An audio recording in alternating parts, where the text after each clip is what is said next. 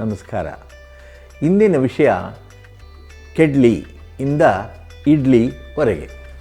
ಕೆಡ್ಲಿ ಇದೆಲ್ಲೋ ನಿಮಗೆ ಎಲ್ಲೂ ಕೇಳಿರದ ಒಂದು ಪದ. ಕೆಡ್ಲಿ ಎನ್ನುವುದು ಇಂಡೋನೇಷ್ಯಾದ ಒಂದು ಖಾದ್ಯ. ಉದುಗಿಸಿ ಹುಳಿ ಬರುವಂತೆ ಮಾಡಿ ಹಬೆಯಿಂದ ಬೇಯಿಸಿ ಮಾಡುವ ಒಂದು ತಿಂಡಿ.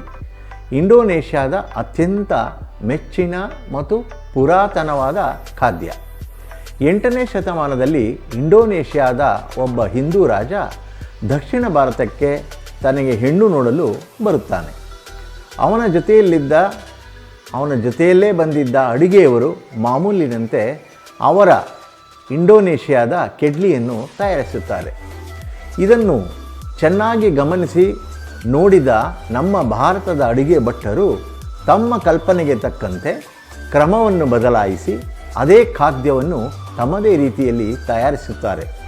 ಅದು ಇಡ್ಲಿ ಎನಿಸಿಕೊಳ್ಳುತ್ತದೆ. ಈಗ ಅರ್ಥವಾಗಿರಬೇಕು ನಿಮಗೆ ಕೆಡ್ಲಿಯಿಂದ ಇಡ್ಲಿ ಹೇಗಾಯಿತು ಅಂತ. ಮೂಲತಃ ಇಡ್ಲಿಯನ್ನು ಕಪ್ಪು ಉದ್ದಿನ ಕಾಳಿನ ತಿರುಳನ್ನು ಮಜ್ಜಿಗೆಯಲ್ಲಿ ನೆನೆಸಿ ಇಟ್ಟು ನಂತರ ನುಣ್ಣಗೆ ರುಬ್ಬಿ ಹಿಟ್ಟು ತಯಾರಿಸುತ್ತಿದ್ದರು. ಮತ್ತೆ ಮೊಸರಿನ ನೀರನ್ನು ಮತ್ತು ಮಸಾಲೆ ಪದಾರ್ಥಗಳನ್ನು ಬೆರೆಸಿ ಹಬೆಯಲ್ಲಿ ಬೇಯಿಸುತ್ತಿದ್ದರು. ಆಗ ಗಾತ್ರದಲ್ಲಿ ಬಹಳ ಸಣ್ಣದಾದ ಬಿಲ್ಲೆಗಳಂತೆ ಇರುತ್ತಿತ್ತು. ನಂತರ ದಿನಗಳಲ್ಲಿ ಕ್ರಮೇಣ ಹುಳಿ ಬರುವ ಕ್ರಿಯೆಯನ್ನು ಹೆಚ್ಚುಗೊಳಿಸಲು ಸುಲಭ ಮಾಡಲು ಹಿಟ್ಟು ಬಿಳಿಯಾಗಲು ಅಕ್ಕಿಯನ್ನು ಸೇರಿಸುವ ವಿಧಾನವನ್ನು ಅಭ್ಯಾಸ ಮಾಡಿಕೊಂಡರು. ಇಡ್ಲಿ ಭಾರತದಲ್ಲಿ ಮೊಟ್ಟಮೊದಲು ಕರ್ನಾಟಕದಲ್ಲಿ ಹುಟ್ಟಿಕೊಂಡಿತು. ಶಿವಕೋಟಿ ಆಚಾರ್ಯರ ವಡ್ಡಾರಾಧನೆ ಕ್ರಿಸ್ತಶಕ 920 ಪ್ರಕಾರ ಬ್ರಹ್ಮಚಾರಿಗಳು ಮನೆಗೆ ಬಂದರೆ ಬಡಿಸುವ 18 ಮುಖ್ಯ ಆಹಾರಗಳಲ್ಲಿ ಇಡ್ಲಿ ಒಂದಾಗಿತ್ತು. ಇಡ್ಲಿ ಭಾರತದಲ್ಲಿ ಮೊಟ್ಟಮೊದಲು ಕರ್ನಾಟಕದಲ್ಲಿ ಬಂದದ್ದಾದರೂ ಇದನ್ನು ಇದೇ ಎನ್ನುವ ಊಹೆಯನ್ನು ಬಹಳಷ್ಟು ಮತ್ತೆ ಬೇರೆ ಬೇರೆ ರಾಜ್ಯಗಳು ಸಹ ಮಾಡುತ್ತಿವೆ.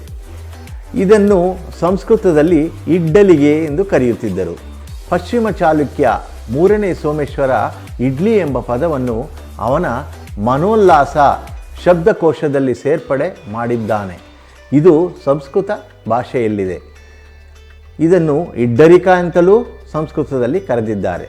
KT ಆಚಾರ್ಯ ಆಹಾರ ಚರಿತ್ರಕಾರರು ಹೀಗೆ ಹೇಳುತ್ತಾರೆ: ಸೌರಾಷ್ಟ್ರದ ನೇಕಾರ ವ್ಯಾಪಾರಿಗಳು 10 ಮತ್ತು 12ನೇ ಶತಮಾನದಲ್ಲಿ ದಕ್ಷಿಣ ಭಾರತಕ್ಕೆ ಇಡ್ಲಿಯನ್ನು ಪರಿಚಯಿಸಿದರು ಎಂದು ಗುಜರಾತಿನ ಚರಿತ್ರಕಾರರು ನಂಬುತ್ತಾರೆ.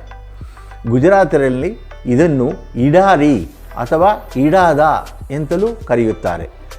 ತಮಿಳುನಾಡಿನಲ್ಲಿ ಇಟ್ಟಲಿ ಎಂಬ ಹೆಸರಿನಿಂದ ಸುಮಾರು 17ನೇ ಶತಮಾನದಲ್ಲಿ ಬಳಕೆಗೆ ಇದು ಬಂತು. 17ನೇ ಶತಮಾನದ ತಮಿಳಿನ ಮತ್ಸ್ಯ ಪುರಾಣಂನಲ್ಲಿ ಇದರ ಬಗ್ಗೆ ಉಲ್ಲೇಖ ಇದೆ. 2015ರಲ್ಲಿ ಚೆನ್ನೈನ ಇನಿಯವನ್ ಎಂಬುವನು 30ನೇ ಮಾರ್ಚನ್ನು ವರ್ಲ್ಡ್ ಇಡ್ಲಿ ಡೇ ಎಂದು ಕೊಂಡಾಡುತ್ತಾ ಆಚರಿಸುತ್ತಾ ಬಂದಿದ್ದಾನೆ. ಪ್ರಪಂಚದಾದ್ಯಂತ ಇದು ಇಡ್ಲಿ ಡೇ ಆಗಿದೆ. ಈಗ ಈ ಕೆಡ್ಲಿಯಿಂದ ಇಡ್ಲಿಯ ಕತೆ ಮುಗಿಯುತ್ತದೆ. ನಮಸ್ಕಾರ.